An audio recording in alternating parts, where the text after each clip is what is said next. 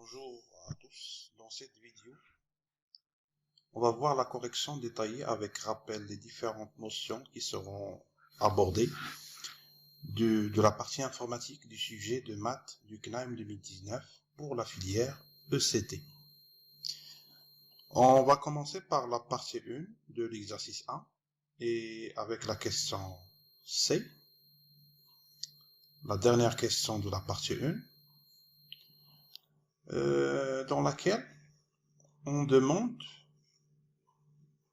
en utilisant le fait que pour tout entier naturel n, un plus 1 est égal à la matrice A fois un, et u0 c'est le vecteur colonne moins 1 à 1, on demande de recopier et compléter le programme syllabe suivant afin qu'il affiche un.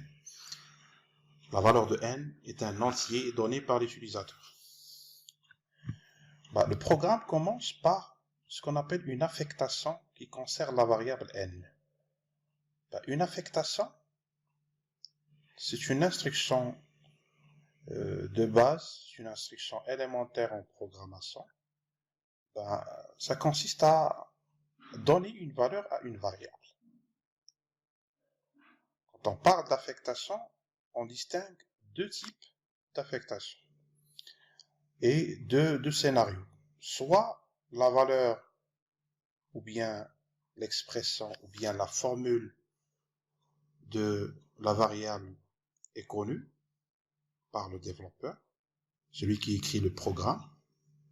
Il connaît la valeur, il connaît l'expression, et une expression, c'est en fin de compte une valeur.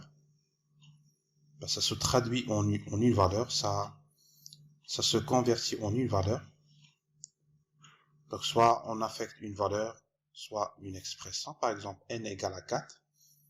Ici, on affecte à n une valeur.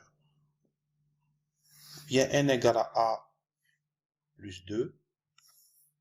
Dans ce cas, on utilise une expression, bien une formule. Bien sûr, a, elle est déjà identifiée, elle a une valeur. Ça revient à calculer a plus 2 et l'affecter à la variable n. Une chose à retenir, c'est qu'une affectation, il fonctionne toujours de la même manière. On calcule la partie qui est à droite du signe égal, c'est-à-dire par exemple ici a plus 2, et on l'affecte à la variable de gauche, c'est-à-dire n. C'est comme ça qu'une affectation fonctionne. Le deuxième type d'affectation, c'est lecture. On utilise la lecture en langage syllabe. La lecture est assurée par la fonction input. À chaque fois qu'on cherche à faire une lecture, on le fait grâce à l'instruction input. Quand est-ce qu'on fait une lecture? C'est quand la valeur de la variable elle est inconnue pour celui qui est en train d'écrire le programme. Ici, par exemple, on ne connaît pas la valeur de n. On ne connaît pas quel est le terme qu'on cherche à calculer. Est-ce qu'on cherche à calculer U2, U3, U4, U5, etc. Puisque la valeur de n n'est pas connue, on fait une lecture, c'est-à-dire on utilise inputs. Et dans le cas de syllabe, inputs, elle accepte entre parenthèses un paramètre qui est une chaîne de caractères, qui est du texte. Et lorsqu'on saisit du texte, on commence toujours par des guillemets simples. Et on termine notre message par des guillemets simples. On commence le message par des guillemets simples et on le termine par des guillemets simples. Si on a besoin d'écrire un apostrophe, un guillemet à l'intérieur de notre message, il faut l'écrire en double. Comme ça, on va dire à l'interprète de syllabe que ce qu'on cherche à faire, c'est écrire un apostrophe et ne pas fermer la chaîne de caractères. Donc, on va voir ça sur le logiciel à travers l'application Synote. On va écrire notre programme. Comme ça, on va pouvoir le simuler, pour voir ce qu'il va produire. Donc, première ligne, c'est input, apostrophe au début et apostrophe à la fin. Et entre les deux, on écrit notre message. Entrée, par exemple, la valeur de l'entier n. Il faut écrire le simple code de double fois.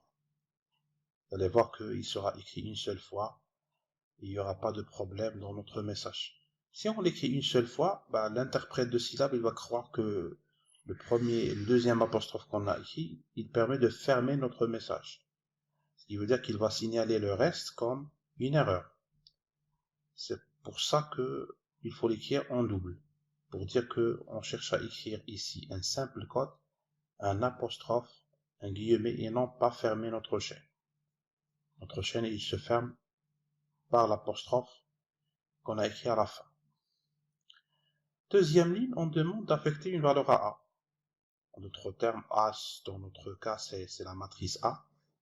Elle est déjà définie en haut avec ces valeurs. C'est une matrice carrée d'ordre 3, de composantes moins 1, 0, 0, moins 2, 1, 0, moins 2, moins 1 et 2. On cherche la réponse pour cette ligne, c'est la définition de cette matrice. Donc on va essayer de définir cette matrice. Mais avant de faire ça, on va voir comment définir un vecteur, le vecteur U. U, sa valeur, il faut dire une chose, c'est un problème classique, le calcul du unième terme d'une suite définie par récurrence. C'est un problème classique qui revient souvent dans les concours du CNAEM en mathématiques. Les termes de la suite UN, tous les termes, ils portent le même nom, c'est-à-dire U. Donc, ici, on cherche à affecter à U la valeur du premier terme, c'est-à-dire U0. Et vous avez le droit, bien sûr, pour ces trois affectations, de commencer par n'importe quelle affectation, il n'y a pas de problème. U reçoit la valeur de U0, c'est-à-dire le vecteur colonne moins 1, 1, 1. On va voir comment déclarer un vecteur colonne en langage syllabe pour passer ensuite à la déclaration de notre matrice. Voilà. Donc, pour déclarer notre vecteur colonne en langage syllabe,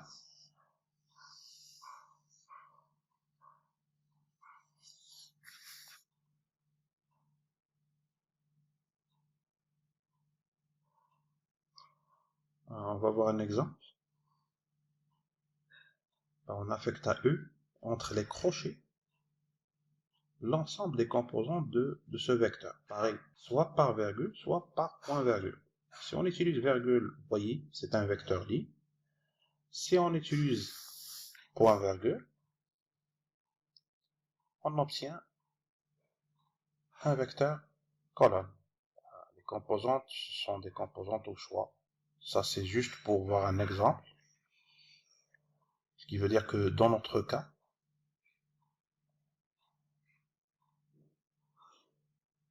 la troisième ligne, on va remplacer la troisième ligne par la valeur de U, c'est moins 1, 1, 1. Donc c'est le vecteur colonne moins 1, 1, 1. Donc il faut écrire les composantes séparées par point virgule pour avoir un vecteur colonne. Voilà. Maintenant, on va passer à notre matrice A. Notre matrice, on peut la voir comme un vecteur colonne. Imaginez que chaque ligne représente une composante, ce sera un vecteur colonne. Mais chaque composante est un vecteur ligne.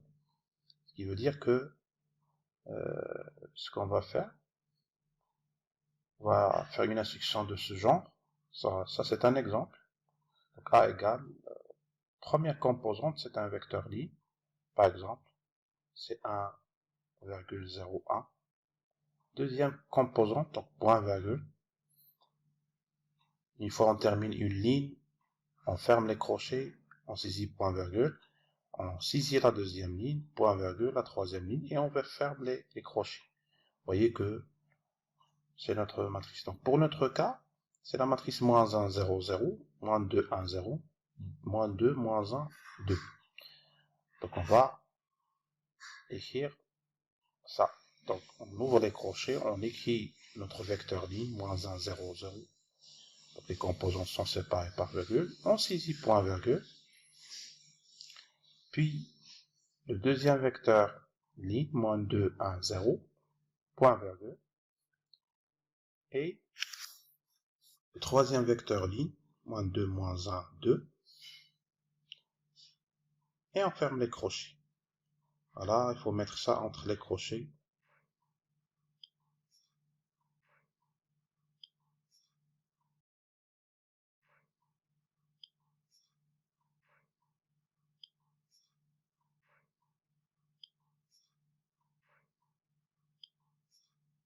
L'instruction suivante, c'est la boucle. L'instruction for, qui se termine avec le bloc end. C'est ce qu'on appelle une structure répétitive, ou bien une structure itérative, ou bien une boucle.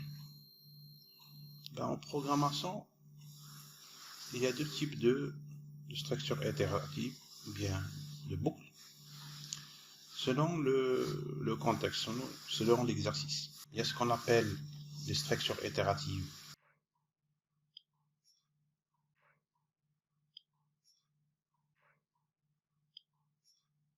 déterministes,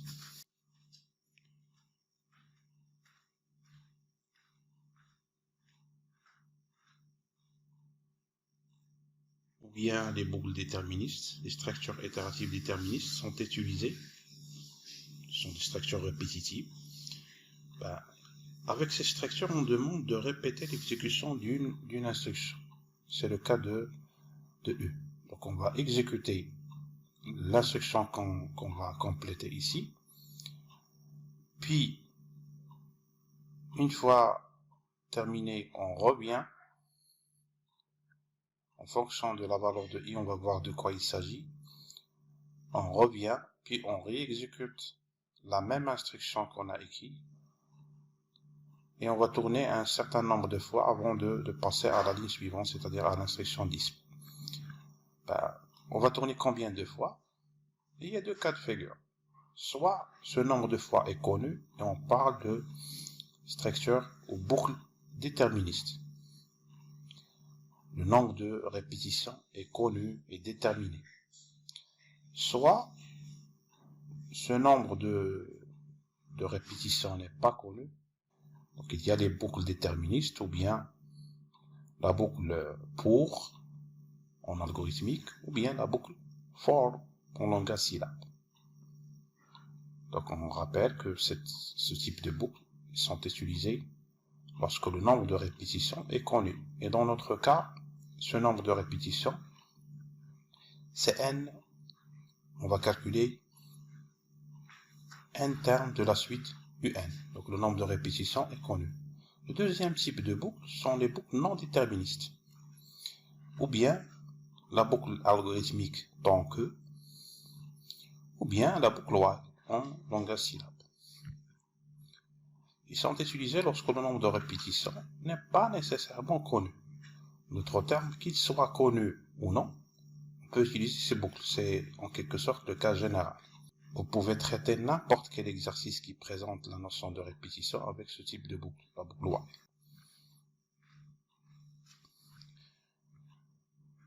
Donc pour calculer par exemple dans notre cas, on rappelle que on cherche à calculer le nème terme de la suite un défini par récurrence. On doit calculer U1, c'est A fois U0, U2, U3, ainsi de suite jusqu'à UN. Donc on va calculer n termes, donc le nombre de répétitions est connu. Ce qui veut dire que par nature on va utiliser une boucle déterministe, c'est-à-dire la boucle for.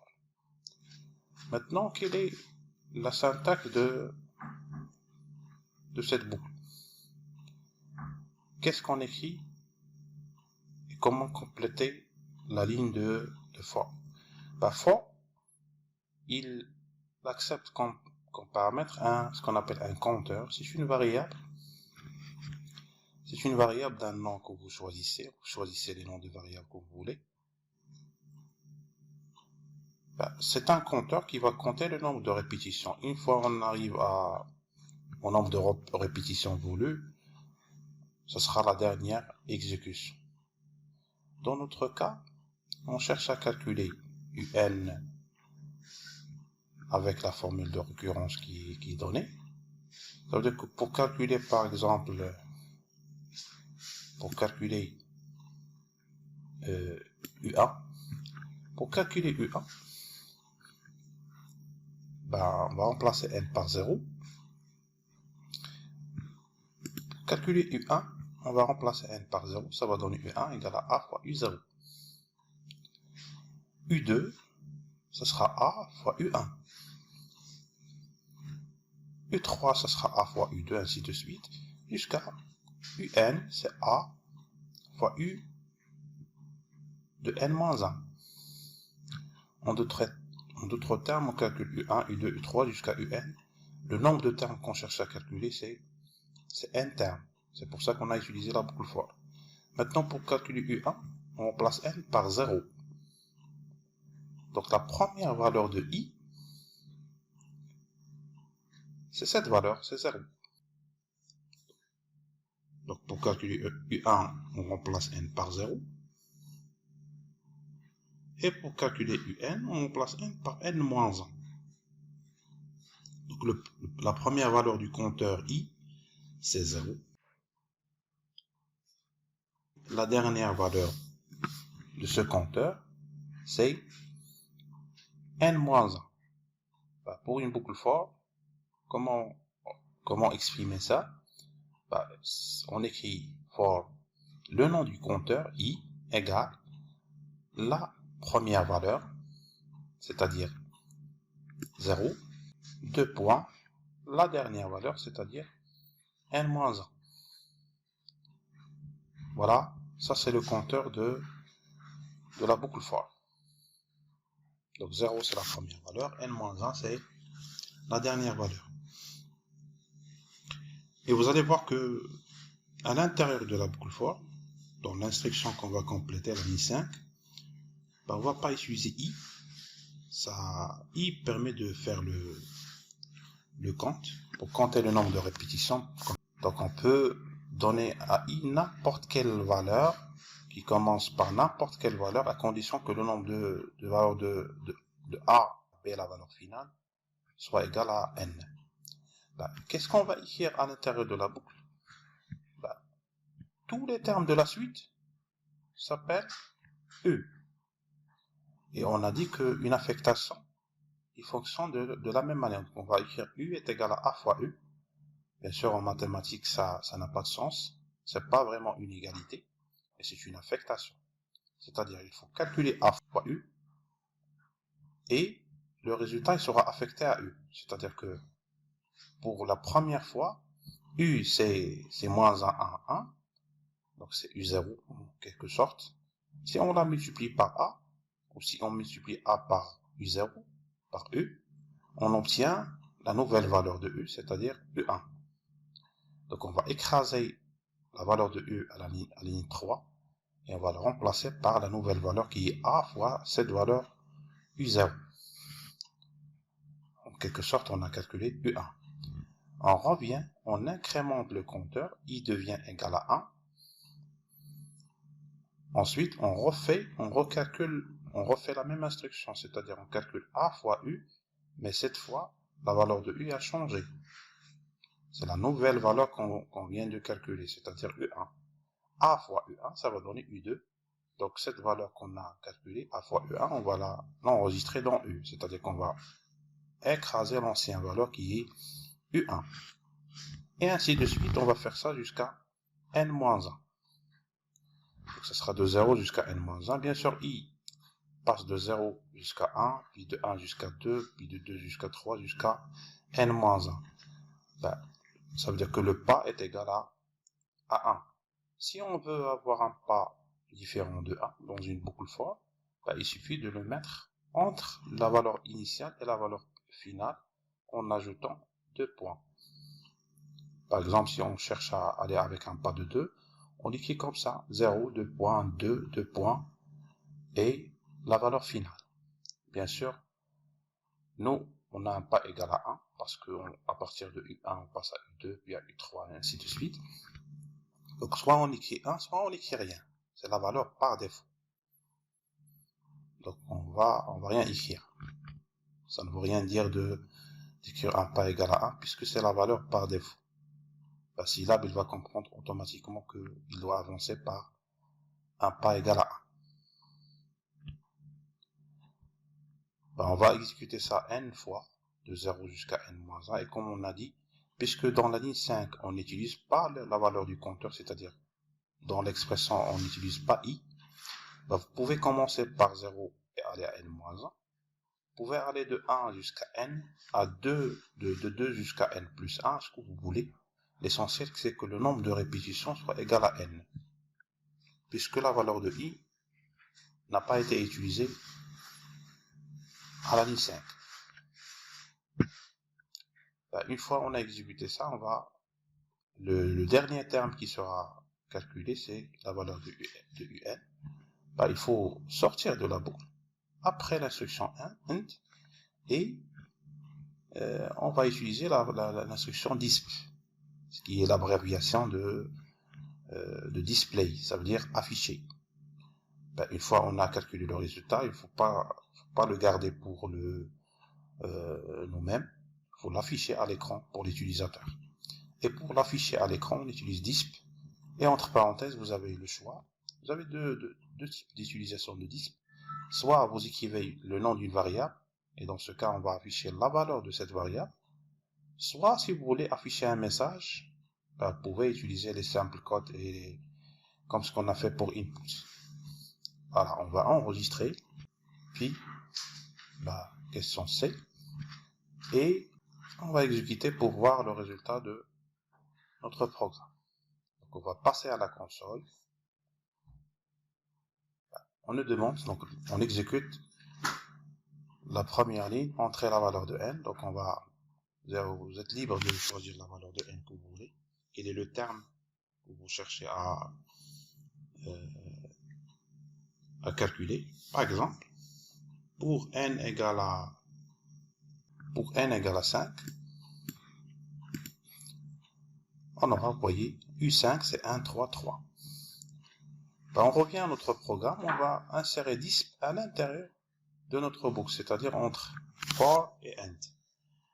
Vous allez voir que si on enregistre et on réexécute,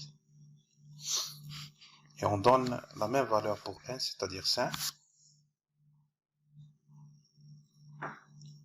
on va pouvoir voir les calculs qui ont été effectués, c'est-à-dire que le premier terme c'est U1, le deuxième U2, U3, U4 et le dernier c'est U5, c'est celui qu'on a affiché au départ.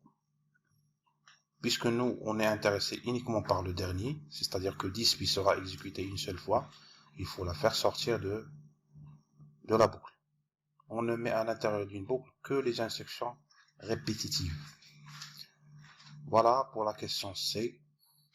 J'espère que c'était clair. On va passer à la question suivante. Voilà. Question suivante, c'est la question F, dans laquelle on demande d'écrire un programme Scilab qui détermine et affiche le plus petit entier naturel non nul n, tel que la probabilité que xn soit compris entre 2 sur n et 3 sur n soit inférieur ou égal à 10 à la puissance moins 5. Donc on va faire référence à la question qui la précède, dans laquelle on a déterminé pour tout entier naturel non nul n la valeur de cette probabilité, qui est égale, c'est pas l'objectif de ces vidéos, vous pouvez montrer facilement que P ça sera égal à exponentielle de moins 1 sur n moins exponentielle de moins 2 sur n. Ce qu'on demande, c'est de créer un programme qui trouve la première valeur de l'entier naturel n pour laquelle cette probabilité est inférieure ou égale à 10 à la puissance moins 5.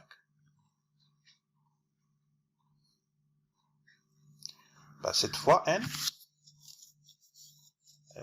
c'est la sortie du programme, c'est celle qu'on cherche à calculer, c'est pas une entrée. C'est-à-dire que ni l'utilisateur, ni le programmeur ne connaît sa valeur. Comme première solution manuelle que vous pouvez utiliser, vous pouvez donner à n la valeur. Bien sûr, on ne peut pas donner à n la valeur 0. C'est un entier naturel, mais sa valeur, c'est un entier naturel non nul.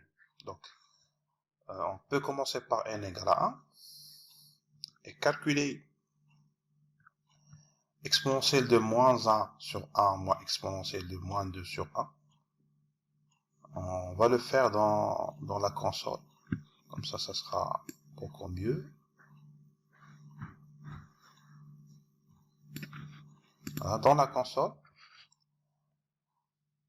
alors on va effacer la console après. Donc, exponentielle de moins 1, en langage syllabe, la fonction exponentielle, c'est xp.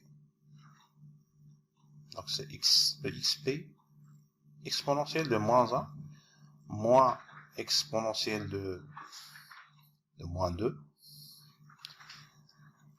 Si on la compare à 10 à la puissance moins 5, c'est 10 chapeau moins 5. Utilisez les parenthèses, comme ça vous évitez les problèmes de priorité des opérateurs. Voilà. Vous voyez que la valeur qu'on a calculée au départ est beaucoup plus supérieure que 10 à la puissance moins 5. Ça veut dire qu'il faut faire avancer la valeur de n. Alors, on passe à n égale à 2. Et on compare. On calcule exponentielle moins 1,5 moins exponentielle moins 1.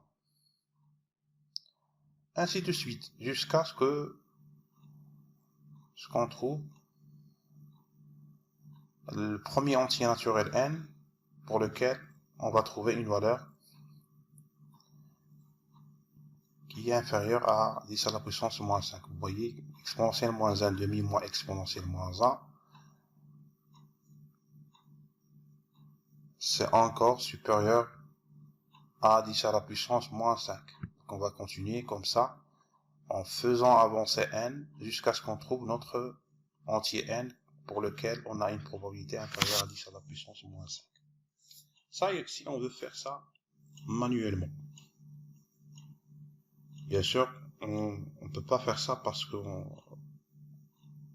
risque de faire des calculs qui ne vont pas s'arrêter ici. Et vous allez voir. Voilà. Donc la première chose qu'on a fait, c'est affecter à n la première valeur, c'est-à-dire la valeur 1. Donc c'est ce qu'on va faire. Après, on doit calculer la probabilité pour n égale à 1. Donc c'est exponentielle moins 1 ou bien moins 1 sur n. Alors, de toute façon, n sera remplacé par sa valeur, c'est-à-dire 1, moins exponentielle moins 2 sur n. Ici, on cherche à calculer cette probabilité plusieurs fois. Le nombre, c'est une répétition, puisqu'on va calculer cette probabilité à chaque fois qu'on va faire avancer n, on va calculer la nouvelle valeur de p. Combien de fois? On ne sait pas. Le programmeur ne sait pas quand est-ce qu'on va arrêter le calcul de cette probabilité. Donc c'est une boucle while. Quelle est l'instruction qui sera répétée? C'est le calcul de la probabilité, c'est-à-dire p égale à l'exponentielle moins 1 sur n, moins exponentielle moins 2 sur n. Voilà. On fait avancer n, c'est-à-dire que la nouvelle valeur de n, c'est l'ancienne valeur de n plus 1. Là également, on rappelle que c'est une affectation. Et on a dit que le mécanisme de l'affectation, il fonctionne toujours de la même manière. On calcule l'expression qu'on va écrire ici, à droite, c'est-à-dire n plus 1. Sachant que n est égal à 1, n plus 1, c'est 1 plus 1, c'est 2.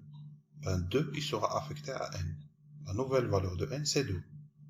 Si on recalcule p, ça sera pour n égale à 2. C'est une boucle, donc on revient à la ligne 3 et on recommence. Selon généralement une condition. Quand est-ce qu'on va arrêter ici? On a demandé d'écrire un programme Scilab qui détermine et affiche le plus petit entier naturel non nul, tel que la probabilité soit inférieure ou égale à 10 à la puissance moins 5. Nous, on va arrêter lorsque la probabilité devient inférieure ou égale à 10 à la puissance moins 5.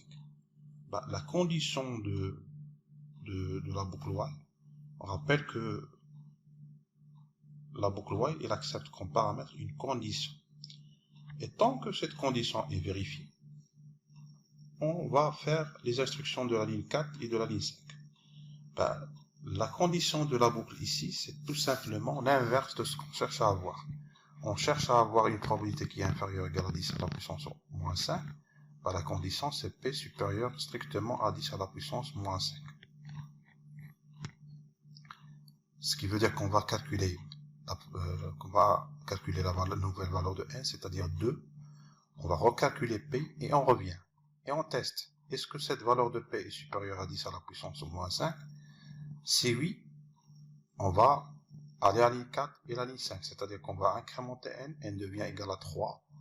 On recalcule P et on revient.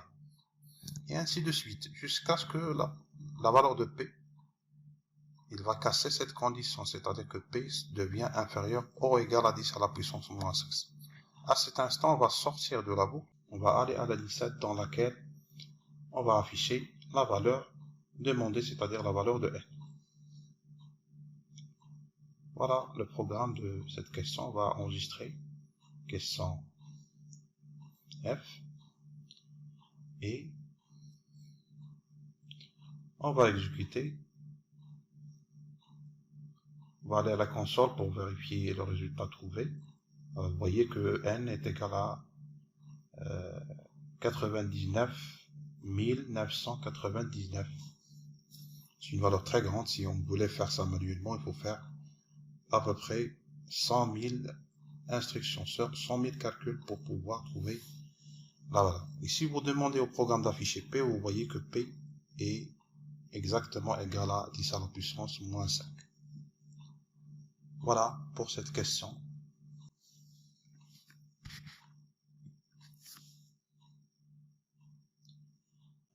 Question suivante. On demande d'écrire, question 3. On demande d'écrire un programme Scilab en utilisant la fonction grant ou gerund qui simule la variable aléatoire x et qui renvoie une matrice à une ligne et n colonnes, n étant entrée par l'utilisateur. C'est la fonction gerund. C'est la fonction gerund ou bien la fonction grant. Chacun la prononce à sa façon. Il faut revenir à la question A, dans laquelle on demande de justifier que x suit une loi binomiale dont on donnera les paramètres. On va revenir à ça. Si vous répondez à cette question, vous allez obtenir que x, c'est une variable aléatoire qui suit une loi binomiale de paramètres grand N égale à 10 et P égale à 0,97.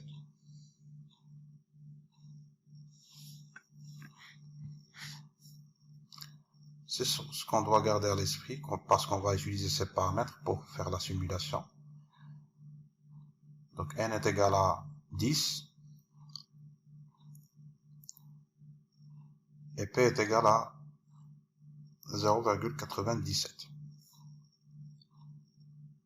Voilà.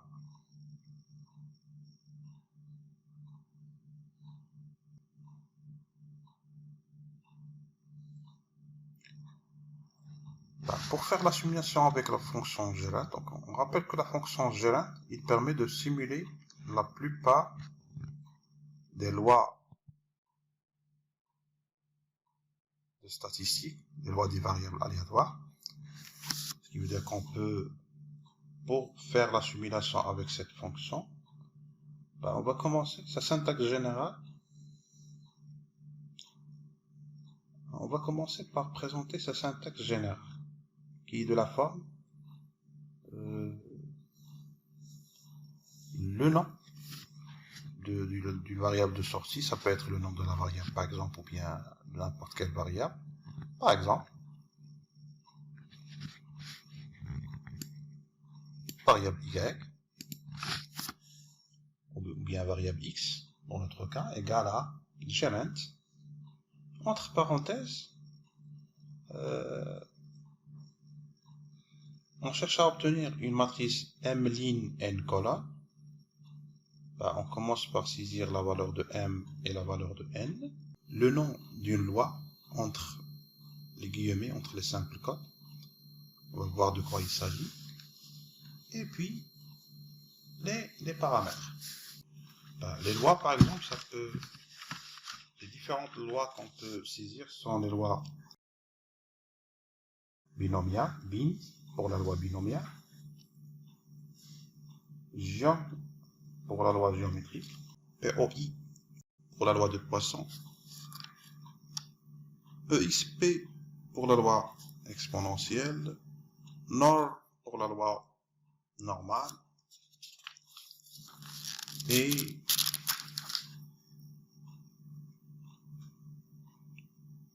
UIN pour la loi uniforme. Voilà, il faut écrire l'un de ces valeurs pour faire la simulation. Pour les paramètres, c'est en fonction de la loi. Ça peut être par exemple un seul paramètre dans le cas de la loi géométrique, par exemple P, N et P pour la loi binomiale, l'espérance MU pour la loi de Poisson, ainsi de suite. C'est en fonction de la loi.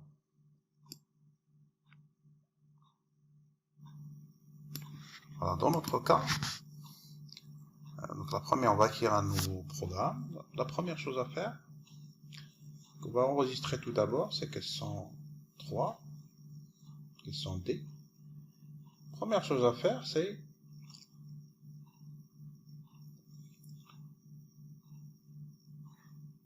demander à l'utilisateur de saisir le nombre de colonnes. On cherche à faire une simulation sur une seule ligne et n colonnes. Le nombre de colonnes, on ne le connaît pas. On va faire une affectation par lecture, c'est-à-dire inputs. On demande à l'utilisateur de saisir la valeur de n. Voilà. Par la suite, pour faire la simulation, toutes les variables sont connues. Donc, on utilise la fonction glint, donc x égale à glint. Le nombre de lignes, c'est 1. Le nombre de colonnes, c'est n, la valeur donnée par l'utilisateur. On a dit que x suit une loi binomiale, donc on va écrire bin pour la loi binomiale. La loi binomiale accepte deux paramètres. La valeur de n, c'est 10. Et la valeur de p, 0,97. On rappelle que le symbole de la notation décimale en syllabes, c'est le point, c'est pas la virgule. Et on affiche le résultat de cette simulation, c'est-à-dire la valeur de x. Vous allez voir que fonction de n qu'on va donner, par exemple, si on donne à n la valeur 4, c'est un vecteur ligne à une seule ligne et 4 colonnes, 9, 10, 9, 9. On peut réexécuter pour faire d'autres simulations, soit avec la même valeur de n ou bien avec une valeur différente. C'est une simulation d'une loi aléatoire. Vous devez obtenir à chaque fois des résultats différents. Donc pour 5, c'est cette valeur. Pour 4, si on revient à 4, vous allez voir qu'on ne va pas obtenir la première ligne. C'est-à-dire, ou bien pour 5, voilà. Vous voyez que les deux lignes sont différentes. Voilà pour cette question. La dernière question, dans le même sens, on demande d'écrire un programme syllabe, toujours en utilisant la fonction glint qui simule la variable aléatoire y, et qui renvoie une matrice à m lignes cette fois, et une colonne, m étant donné par l'utilisateur. Voilà, on va faire de la même manière. Si on revient à la question i, vous allez voir que on demande de vérifier que y suit une loi géométrique de paramètre p à préciser.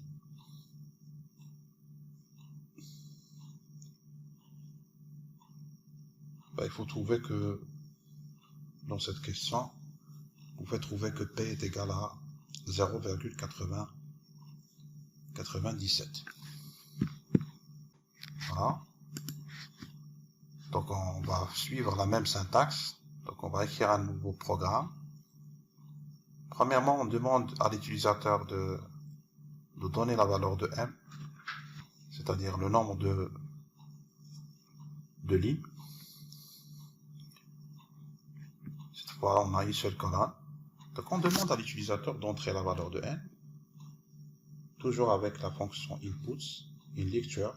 C'est l'utilisateur qui va saisir cette valeur. Donc à chaque exécution, il peut donner une valeur différente. Puis, pour simuler la variable y, on utilise la fonction gerund. Donc y égale à gerund. Le nombre de lignes, c'est m. Le nombre de colonnes, c'est une colonne.